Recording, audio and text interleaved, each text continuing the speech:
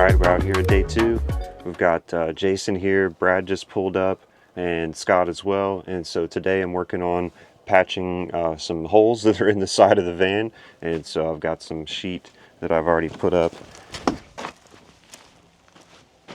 can see there we just patched it up. I've got a little piece of aluminum behind there, sealed it up with some sealant, put some rivets through. And then I've got one more to do here on this side. Super small, but definitely got to make that happen. So I'm going to cut a 2 by 4 inch or 2 by 3 square and get that riveted on.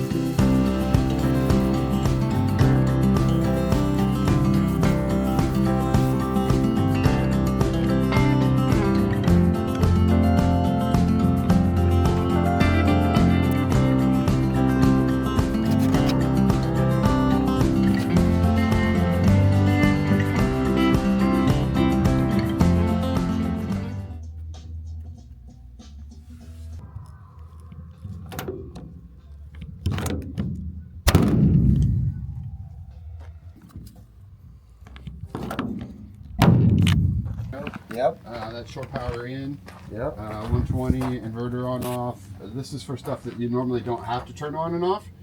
So max air fans, you want to put on a switch because if something happens to them, if you drive down the road, some of them will turn off. Alright, so it's time for some insulation. I've got a pile of it here ready.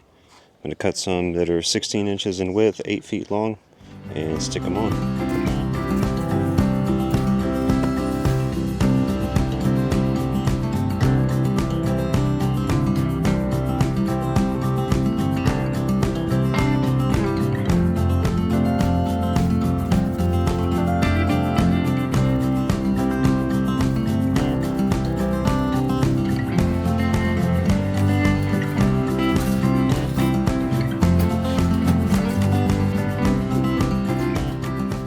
Guys, it's another great day to build here, out here in the desert. Last night we'd had a little rainstorm at 4 a.m. so I had to get up and put some more tarps here on all my materials. I've got plywood and insulation, all kind of stuff, so didn't want the rain to get it. It only rained pretty light for a few hours, so if anything it just killed the dust for us, which is awesome around here. I've got a big table saw day. I bought this out of LA and it's been super nice. Took me a while to figure out how to get it set up, but we're gonna go rip some insulation today. That's the name of the game. Come here.